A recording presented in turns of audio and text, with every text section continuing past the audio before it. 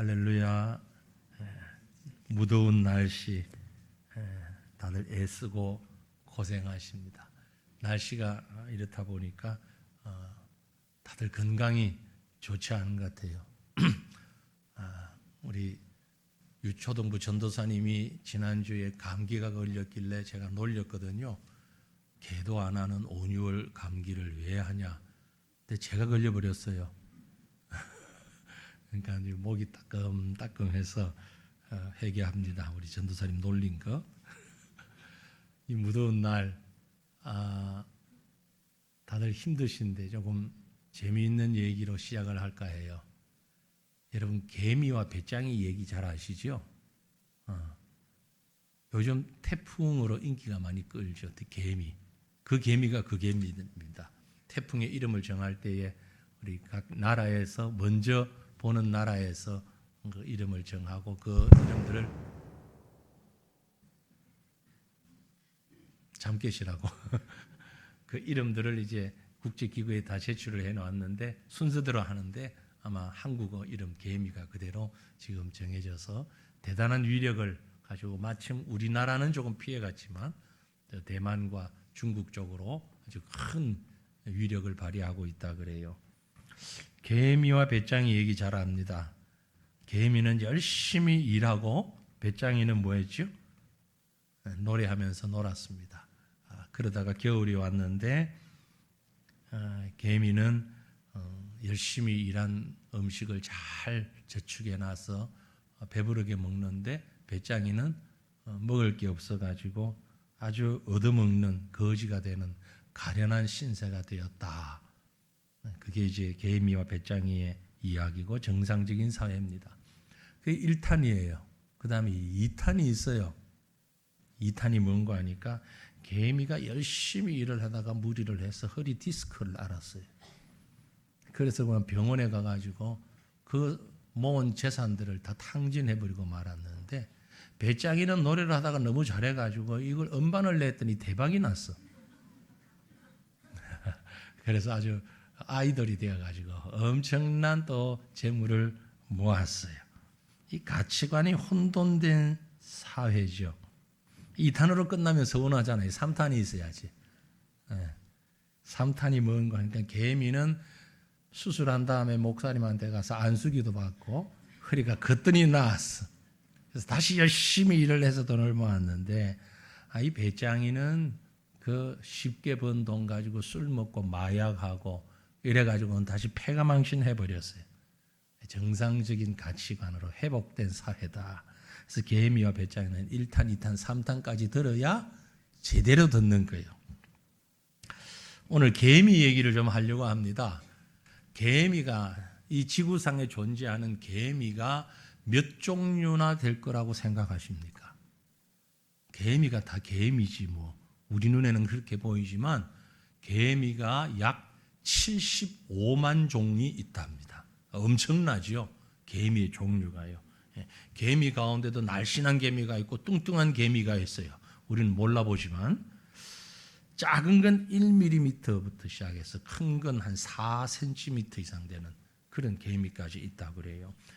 크게 여왕개미, 숫개미, 일개미, 병정개미 뭐 이런 얘기들을 우리 초등학교 때 배웠잖아요. 그렇죠? 다 잊어버렸지만 이 개미가 상당히 오래 산다고 알려졌습니다. 밟혀서 죽지 않는 한 자연적으로 생명을 유지해 나갈 때에 최소 1년에서 최대 5년까지 산다 그래요. 조그마한 게 오래 살죠. 5년을 살면. 무엇보다도 개미는 지렁이 이상으로 흙을 많이 옮깁니다. 그래서 이 흙의 생태계에 건강한 흙을 만드는 데 매우 중요한 역할을 하는 존재라 그래요. 개미는 열심히 흙을 옮기며 일을 합니다. 지혜로운 솔로몬이 가만히 세상을 보다가 정말 지혜로운 동물들을 발견하고 이렇게 본받아라 라고 말씀한 구절이 있어요. 솔로몬의 잠언이죠. 30장 24절로 28절에 보면 땅의 작고도 가장 지혜로운 것 넷이 있나니 곧 힘이 없는 종류로 돼 먹을 것을 여름에 준비하는 개미와 약한 종류로 돼 집을 바위 사이에 짓는 사반과 임금이 없이 다 때를 지어 나아가는 메뚜기와 손에 잡힐만 하여도 왕궁에 있는 도마뱀이라. 각각의 특징을 가지고 솔로몬이 이 미물들이지만 여기에서 우리가 지혜를 배워야 한다. 참 지혜로운 사람이잖아요. 그렇게 얘기를 했습니다. 오늘 우리가 읽은 말씀도 다르지 않습니다. 본문 6절에 보면 게으른 자여 개미에게 가서 그가 하는 것을 보고 지혜를 얻으라 라고 했습니다. 개미를 생각하면서 consider its ways, 살아가는 방법을 보고 and be wise, 지혜를 얻어라. 참 놀라운 그런 말씀이죠. 개인적으로 저는 고등학교 3학년 때 학교의 급훈이, 우리 반의 급훈이 오늘 설교 제목이었습니다. 개미를 담자. 그게 급훈이었어요. 담임 선생님이 신실한 안수 집사님이었거든요. 고3 때. 그래서 이 말씀을 급훈을 해놓고 또 잠언 6장 6절 말씀을 가지고 설명까지 해주셨어요. 이래서 우리가 개미를 닮아야 한다. 그 고등학교 때 들었던 얘기가 다는 아니지만 참 가슴에 남았고 제가 신앙을 하고 목사가 되었어도 이건 너무나 귀한 말씀이다. 그래서 오늘 말씀을 함께 나누려고 하는 것입니다. 독일의 유명한 신학자 델리치라고 하는 사람은 이 잠언 6장 6절 우리가 읽은 이 말씀을 읽고서 뭐라고 얘기하냐면 하나님은 게으른 사람들을 개미 학교로 보내신다. 사랑하는 성도들이요, 오늘 개미 학교로 한번 들어가 보시길 바랍니다. 많은 것을 배울 수 있다는 얘기지요. 많은 것을. 미국의 과학자이면서 정치가이기도 했던 프랭클린이라는 사람은 더 아주 놀라운 얘기를 했어요. 아무도 개미보다 더 설교를 잘할 수 없다. 더구나 개미는 말을 한마디도 안 한다. 개미보다 설교를 더 잘할 수 없다. 그래서 제가 그 말을 보는 순간 나는 개미보다 못하구나. 맨날 큰 소리 빵빵 쳐봐야 개미만도 못하다. 그렇죠? 고맙습니다. 여러분이 저를 개미보다는 낫다고 인정하시는 것 같아서 아멘 했으면 이제 그게 저 개미보다 못하다는 얘기잖아요. 그죠? 개미는 말 한마디 하지 않는데 놀라운 설교를 한다. 그런 얘기겠지요. 오늘 우리는 이 강력한 설교자인 개미 앞에 오늘 뭐라고 말씀하시는지, 어떤 말씀을 우리에게 주기 위해서 성경이 개미를 닮고 배우라고 말씀하는지 한번 살펴보기를 원합니다. 세 가지를 말씀드립니다. 그 중에 하나는요, 자발성입니다. 사랑하는 성도들이요, 자발성을 가진 성도가 되시기를 바랍니다. 자발성은 말 그대로 스스로 한다는 얘기죠. 개미는 조직이 참 잘 잡혀 있다고 그래요. 여왕개미 한 마리에 숫개미, 일개미가 보통 몇만 마리, 많게는 50만 마리 정도가 여왕개미 한 마리를 중심으로 그렇게 군집된 삶을 살아간다고 합니다. 그런데 누구도 억지로 일을 시키지 않는다는 것이죠. 오늘 우리가 읽은 말씀 7절에 보면 이렇게 말씀합니다. 개미는 두령도 없고 감독자도 없고 통치자도 없다. 누구도 다스리는 자가 없다. 여왕개미가 있지만 상징적인 의미지 여왕개미가 일개미들에게 일을 시키거나 다스리지를 않습니다. 그냥 알아서 일을 하는 거예요. 각자 독립적이면서 자발적으로 일을 하는 것입니다. 특히 개미 중에서 숫개미, 일개미, 병정개미 이런 개미들은요, 일평생 동안 태어나서 죽을 때까지 그만 일을 하는데 누가 지시도 하지 않고 시키지도 않아도 억지로 하는 게 아니라 자발적으로 그 일을 한다는 겁니다. 사랑하는 성도들이요, 오늘 주님이 이 말씀을 우리에게 주시는 이유는 하나님은 우리 인간들을 독립적인 존재로 만드셨고 각자에게 개성을 주셨습니다. 그래서 독립적인 신앙을 갖기를 원한다는 것입니다. 무슨 말이냐? 알아서 각각 신앙생활 잘 할 수 있도록 인격적 독립체로 원하시고 그렇게 살아가기를 기뻐하신다는 겁니다.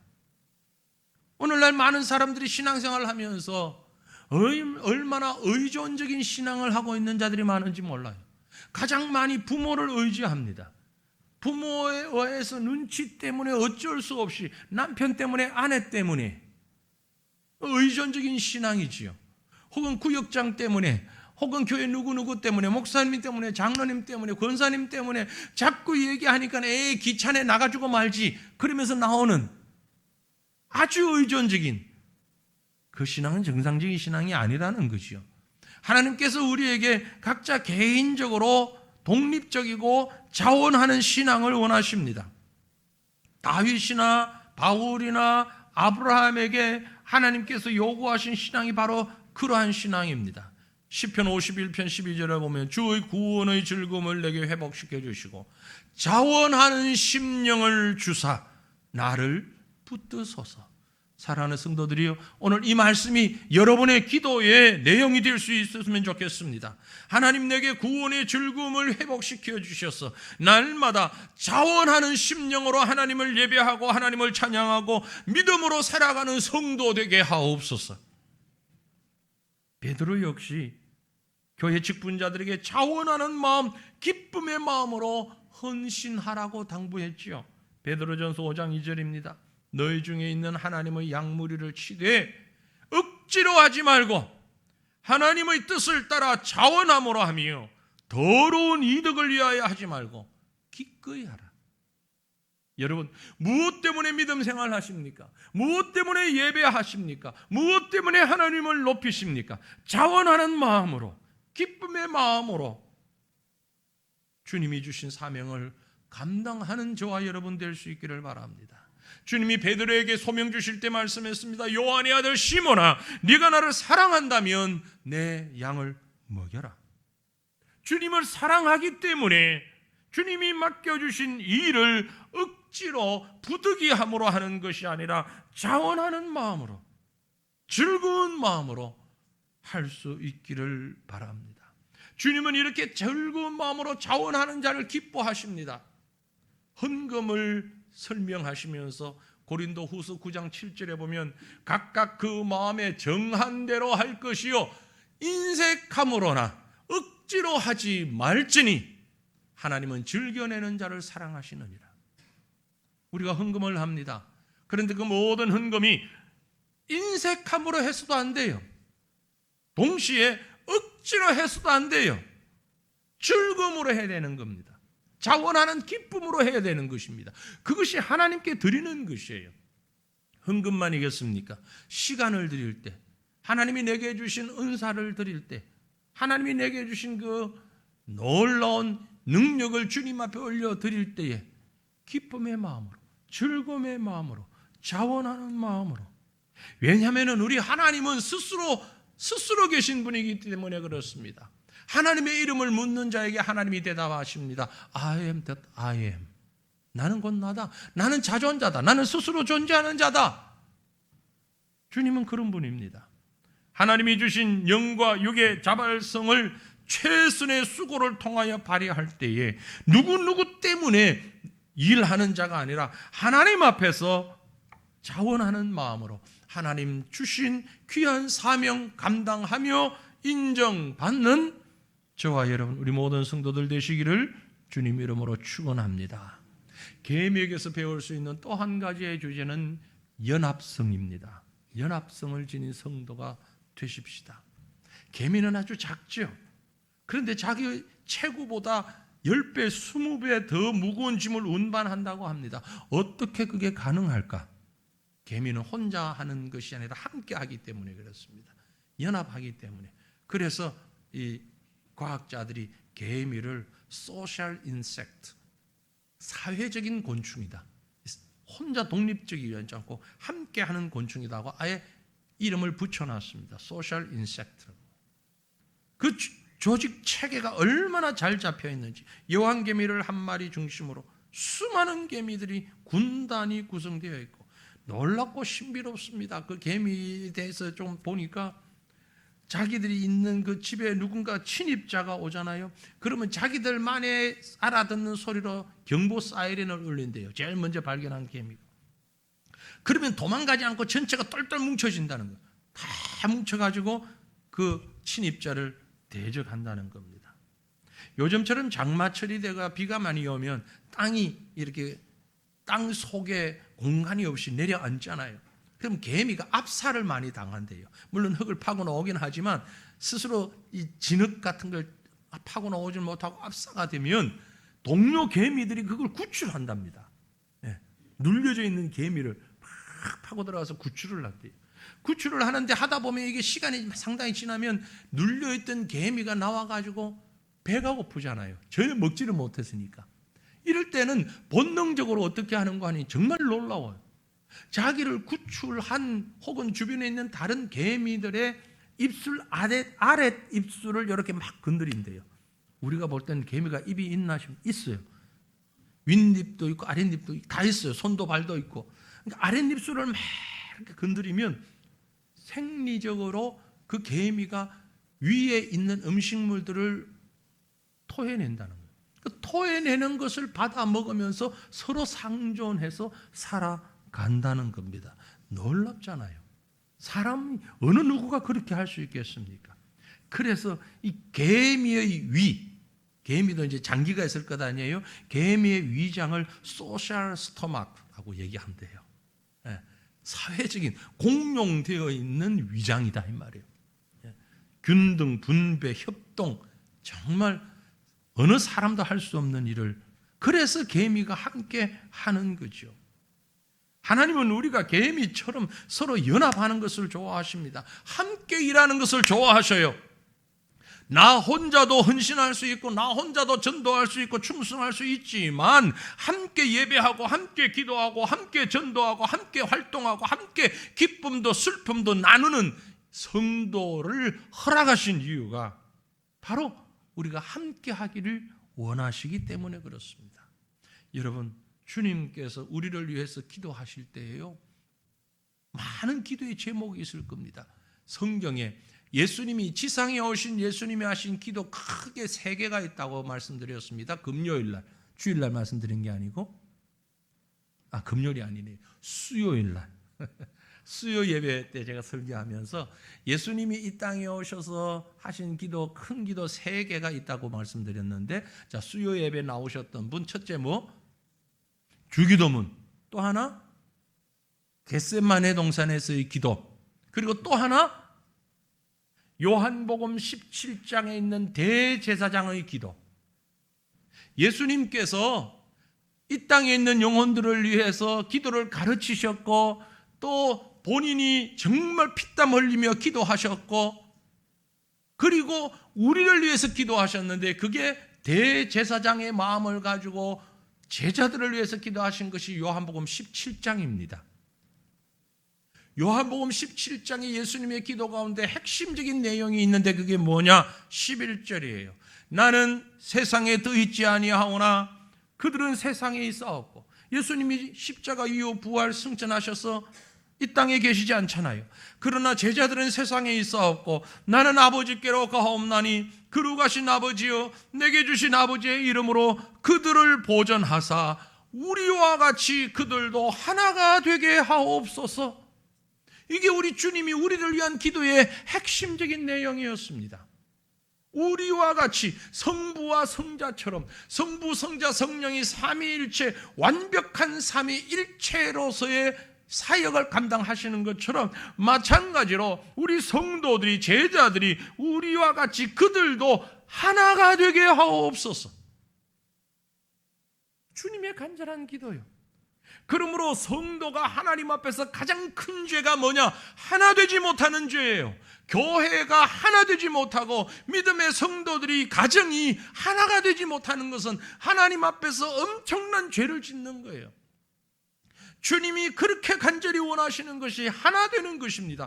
교회가 하나 되고 영적 공동체가 하나 되고 성도들이 하나 되어서 에베소서 4장 3절에 기록한 것처럼 평안의 매는 줄로 성령이 하나 되게 해주신 것을 힘써 지키는 것, 이게 바로 믿음의 성도들이 해야 하는 일이라는 것입니다.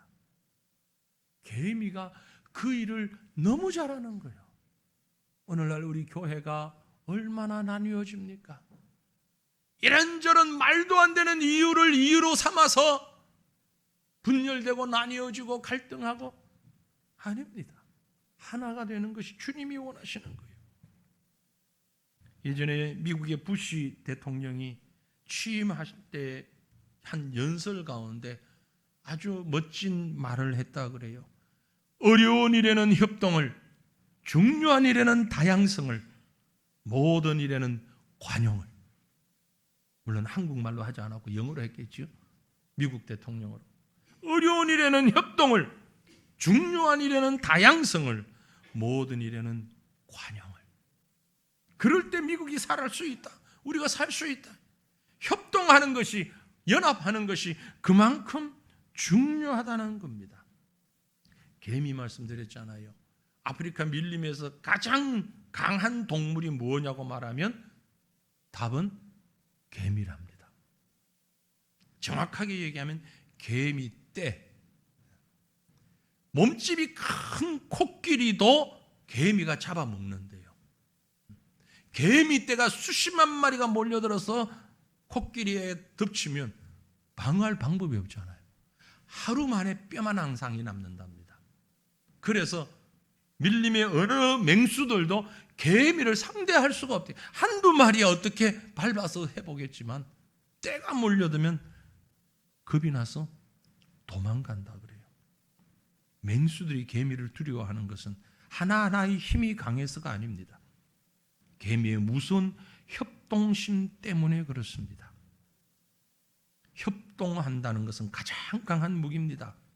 하나님이 우리에게 가족을 주시고 우리에게 공동체를 주신 이유는 협력하며 삶의 위기와 고난을 이겨내라는 의미인 것입니다. 가을이 지나고 겨울이 오면 기러기들이 V자 대형을 이루고 남쪽으로 날아간다 그러지요. 그런데 우리가 잘 아는 것처럼 V자 대형의 맨 앞에 가는 새는 공기저항을 많이 받지만 그 뒤에 따라가는 새들은 앞에 새가 풀럭인 날개 탓에 이 상승 기류가 만들어지면서 혼자 날아가는 것보다 약 70% 이상을 더 먼 거리를 날아간다고 합니다. 가다가 맨 앞에 가는 기러기가 힘이 빠지면 뒤에 있는 기러기하고 위치 교대를 한다 그래요. 바꾼다 그래요. 그러면 훨씬 수월하게 뒤에서 날아갈 수 있고 힘을 비축한 다른 기러기가 또 앞에서 끌고 가는 거예요. 참 동물들도 이런 지혜가 있는데 우리는 그리스도인들은 교회는 왜 그리 지혜가 없는지 다 자기중심, 자기중심. 주변을 보지를 않는다는 거죠. 여러분 주변을 보면서 삽시다. 이 여름에 다 힘들고 피곤하지만 서로 주변을 보고 삽시다. 제가 운전을 하다 보니까 정말 내려서 고함 지르고 싶을 때가 있어요. 건널목 가면서도 휴대폰 쳐다보면서 차가 오는지 사람이 오는지도 모르는. 여러분 건널목 건널 때는 휴대폰 보지 마세요. 안전을 위해서. 그러면 자기만 생각하는 거야. 자기만 거기만 빠져 있는 거야. 나 홀로 세상에 빠져가지고 주변을 안 보는 거예요. 주변 좀 보면서 삽시다. 그래야 무엇이 필요한지, 뭘 합력을 해야 되려는지 알 것 아닙니까? 교회가 성도들이 성령이 하나 되게 하신 것을 힘써 지키기 위해서 주변을 바라보며 일심 협력할 수 있기를 바랍니다. 계미를 통해서 배울 수 있는 세 번째 교훈은 근면성입니다. 근면성. 계미가 가진 최고의 매력, 바로 오늘 말씀이 성경이 우리에게 주고 있는 본론적인 내용이기도 합니다. 오늘 말씀의 핵심적인 메시지가 뭡니까? 바로 9절에서 11절 말씀이죠. 우리 함께 읽겠습니다. 게으른 자여, 내가 어느 때까지 누워 있겠느냐? 내가 어느 때 잠이 깨어 일어나겠느냐? 좀 더 자자, 좀 더 졸자, 손을 모으고 좀 더 누워있자 하면 내 빈궁이 강도같이 오며 내 곤핍이 군사같이 이르리라. 아멘. 얼마나 중요한 말씀인지. 개구장이 같은 제가 고등학교 때 성경 말씀을 책상에 적어 놓는다 그러면서 여기 딱 10절만 적었어요. 10절만 딱 떼서 적어가지고 그러니까 그건 뭐요? 그런 걸 이단이라고 하는 겁니다. 그 뒤에는 11절도 봐야지. 10절만 딱 적어놓으니까 저희 부모님이 왜 뒤에 건 안 적어? 그래서 적었어요. 뒤에 것도. 좀 더 자자, 좀 더 졸자, 손을 모고 좀 더 누워 있자. 성경이 말씀합니다. 성경 말씀이니까. 근데 그 뒤에 그러면 내 빈궁이 강도가 채우며 내 곤핍이 군사같이 이르리라. 계미는요 게으르지 않아요. 근면하고 성실합니다. 그래서 학명이라고 그러죠. 개미의 또 다른 이름이 The Harvest Ant, 추수하는 동물이다. The Agriculture Ant, 농사짓는 동물이다. The Colonist, 아주 식민, 강압적인 그런 일을 하는 동물이다. 불볕 더위 가운데서도 열심히 최선을 다해서 일하는 그런 곤충이 개미라고 그래요. 학자들에 의하면 요즘처럼 더운 날 숨을 안 쉬고 일을 한답니다. 최대한. 왜냐하면 숨을 많이 쉴수록 몸에 있는 수분이 바깥으로 나가니까. 그렇게 지독하게 일을 한대요. 그게 근면성이죠. 그래서 오늘 말씀 8절에 보면 먹을 것을 여름 동안에 예비하며 추수 때에 양식을 모으느니라. 사랑하는 성도들이요, 오늘 이 잠언 말씀의 핵심 메시지는 바로 주님을 부지런히 섬기자는 것입니다. 아니, 우리의 삶을 부지런하게 살자는 것입니다. 게으름이나 나태함은 성격의 문제가 아닙니다. 기질적인 문제도 아닙니다. 이건 죄의 문제입니다. 죄의 문제예요. 신학적으로 정확하진 않지만 하버드 대학의 하비 콕스라는 사람 책에 보면 그런 얘기를 적었어요. 인간의 원죄 출발은 게으름이다. 물론 신학적으로 맞지 않습니다. 불순종이긴 하지만 그 불순종이 어디서부터 나왔느냐? 이분은 게으름, 나태함에서부터 나왔다라고 이야기할 정도입니다. 우리가 보는 잠언에 게으름이 죄가 된다는 말이 14번 있어요. 한 번이 아니고. 10장 26절을 보면 게으른 자는 그 부리는 사람에게 마치 이에 식초 같고 눈에 연기 같다. 식초 여러분 한 모금 마시면 어떻게 돼요? 생각만 해도 눈이 찌푸려지죠. 연기를 막 마시면 눈에 눈물이 막 쏟아져요. 게으른 건 그와 같다. 그런 얘기입니다. 이 말씀 보면서 빅토르 휴고가 그런 얘기를 했다고 그래요. 태만이라는 어머니는 강도라는 아들과 굶주림이라는 딸을 가지고 있다. 게으름이라고 하는 어머니는, 여러분이 게으르면, 우리가 게으르게 되면 아들은 강도가 되고 딸은 빌어먹는다. 그 말입니다. 사랑하는 성도 여러분, 우리가 그동안 어떻게 살아온 것 같습니까? 게으르고 나태하게 살아왔습니까? 아니면 성실하고 부지런하게 살아왔습니까? 오늘 잠언 말씀은 부지런한 자의 미래를 여러 말씀으로 축복하고 있습니다. 대표적인 몇몇 구절만 말씀드리면 10장 4절에 손을 게으르게 놀리는 자는 가난하게 되고 손이 부지런하게 한 자는 부하게 되느니라. 13장 4절입니다. 게으른 자는 마음으로 원하여도 얻지 못하나 부지런한 자의 마음은 풍족함을 얻느니라. 21장 5절입니다. 부지런한 자의 경영은 풍부함에 이를 것이나 조급한 자는 궁핍함에 이를 따름이니라. 여러분 어떠셨습니까? 우리는 부지런함으로 주를 섬기며 뿐만이 아니라 각각 나에게 주어진 일을 감당하고 있습니까? 게으름은 죄악입니다. 게으름은 본능적으로 타고난 성격이 아닙니다. 죄악입니다. 하나님께서 우리에게 주신 힘과 시간들을 최선을 다하며 감당해야 하는 것입니다. 자원하며 감당해야 하는 것입니다. 연합하여 감당해야 하는 것입니다. 부지런히 헌신해야 하는 것입니다. 바울은 스스로 자원하며 헌신하고 누구보다도 앞장서서 수고했습니다. 그래서 그는 많은 사람들을 향해서 호소합니다. 부지런하여 게으르지 말고 열심을 품고 주를 섬기라. 오늘 이 말씀 앞에 다시 한번 우리 자신을 돌아볼 수 있기를 원합니다. 계미를 닮아가십시다. 미물인 계미를 통해서 주님이 우리에게 말씀하시는 것이 무엇인가를 생각하십시다. 본격적인 휴가철입니다. 하필 휴가 때에 이런 말씀을 하냐? 휴가는 게으름이 아닙니다. 나태함이 아닙니다. 더 큰 열심을 위해서 지난날 땀 흘리고 수고한 시간들에 대한 상급이며 더 열심히 일하는 미래를 위해 준비하는 에너지 축적 작업인 것이죠. 휴가 가운데 계신 분들, 오늘도 자리에 비어 있는 분들이 꽤 있는데 열심히 휴가하십시오. 최선을 다해서 하십시오. 그리고 하나님 앞에 더 헌신하고 충성할 수 있기를 바랍니다. 고린도전서 15장 58절에 말씀했습니다. 그러므로 내 사랑하는 형제들아 견실하며 흔들리지 말고 항상 주의 일에 더욱 힘쓰는 자들이 되라. 이는 너희 수고가 주 안에서 헛되지 않은 줄 알미라. 무엇을 하든지 힘써 감당하시기를 바랍니다.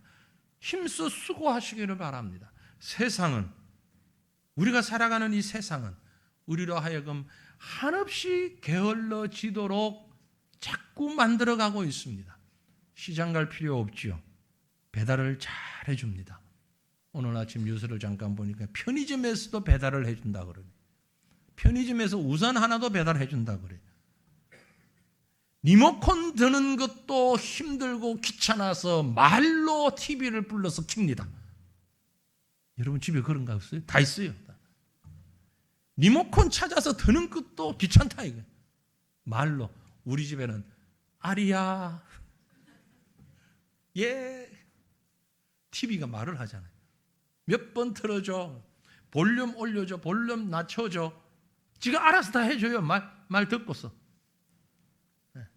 얼마나 게으름을 조장하는 세상인지. 하지만 여러분, 그 힘을 모아 하나님 앞에서 감당할 수 있기를 바랍니다. 주신 사명 감당하고 말씀대로 순종하는 일에, 기도하는 일에 하나님의 백성으로서 주님이 이 시간 우리에게 말씀하시는 계미를 담자. 자발성과 연합성과 근연성을 따라서 하나님 주신 이 세상 가운데서 최선을 다하여 주의 일을 감당하고 하나님 앞에 잘했다 칭찬받는 일꾼으로 세워지는 저와 여러분 될 수 있기를 우리 주님의 이름으로 축원합니다. 함께 기도합니다. 한 마음으로 하나님 우리에게 생명 주셨으니 이 생명을 주님을 위해서 감당하게 하시고 하나님 기뻐하시는 모습으로 감당하게 하시고 성실하게 신실하게 하나님의 뜻을 이루어가는 우리가 되게 해달라고 이 시간 다시 한 간절한 마음으로 먼저 통성으로 하나님 앞에 기도하십시다. 거룩하신 하나님 우리 아버지 은혜를 감사